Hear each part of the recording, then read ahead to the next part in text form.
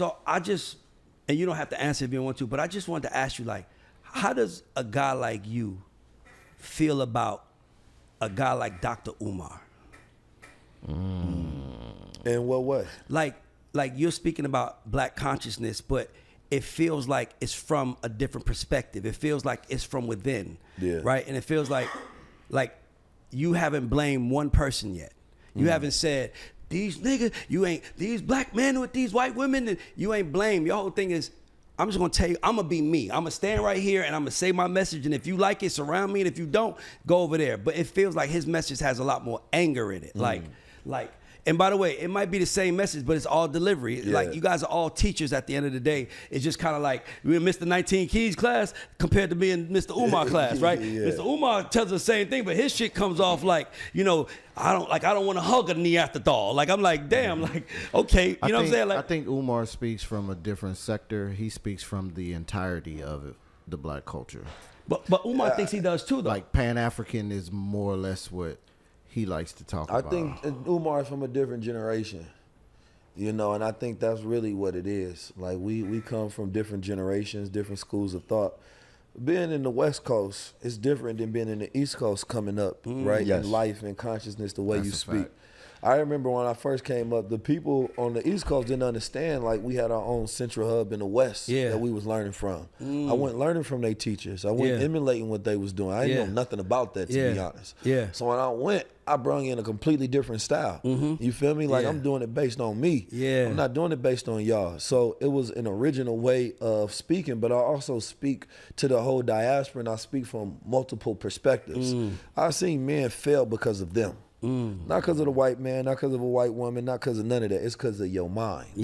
Right? It's something in your mind that's not wired the right way. You feel me? And so for me, I don't know how to blame nobody else. You feel me? No matter what happens, I learned that about myself. Something can just wrong. I'm like, all right, well, that's my fault. I got to take that. It's always my fault first. It's where I internalize it first, because I know we got to save ourselves. I think what Dr. Umar does is he speaks from a clinical psychologist as a Pan-Africanist, and he's very intentional in the polarization of the way that he speaks. And I think that needs to be done. You feel me? So I rock with it and I respect it, but it's just not my way. You feel me? Because I come from a generation of innovation, of technology, of science, of understanding the way the world operates and focusing on building our own world. You know what I mean? Like, I would love to see Dr. Umar collaborate with more young leaders. To be honest, I think that would be something that he could do to increase his platform. Because he almost is like, so I look at us all like characters in this large, big black ecosystem.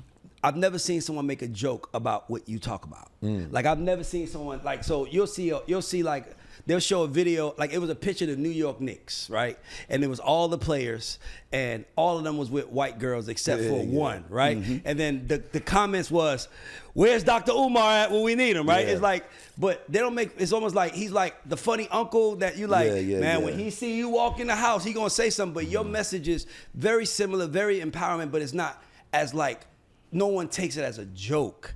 That's why I was asking you that. I think I'm in time and on time. I think who I am and what I represent is very on time for where we are now. Got you. It represents the advancement of where we're going.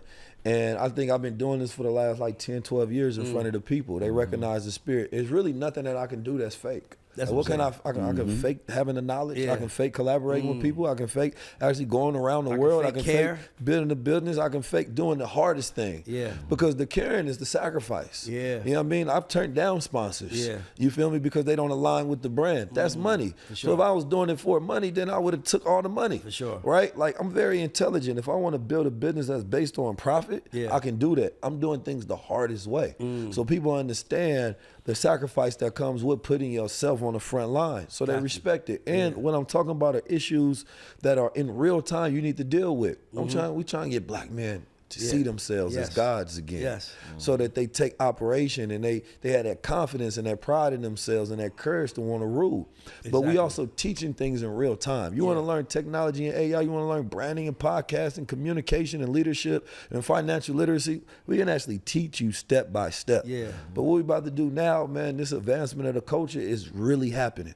We got black men out there working out, eating right, you know what I mean, getting their money right, investing, taking care of their families, getting their spiritual awakening together. Like, we also showed you how to put together podcasts in real time, how to brand movements, right? How to go across the globe and create connections. Like, we showing you this through demonstration. Exactly. It really ain't nothing to make fun of. I think that's probably what it is, because I've seen you out and about. I've never seen Umar out and about, because to even know what the movement is, right? Because it's like, we want to support you, but how? Are we supporting? Well, I would love to add Dr. Umar on the show. He said he would come on, but I would love to see y'all talk. But see, you know what? They both have their place. 19 Keys has a way of delivery that people can understand. Umar also has a way, because I understand Umar, because I came from the same. But what I'm saying, I was just speaking about. And you know, when I'm on stage, I speak about the same things just from a different perspective. That's what I'm about to say. I was really asking about. It's like me, right? When I see people in the music business talking about, when I see Paz on music, it's always like,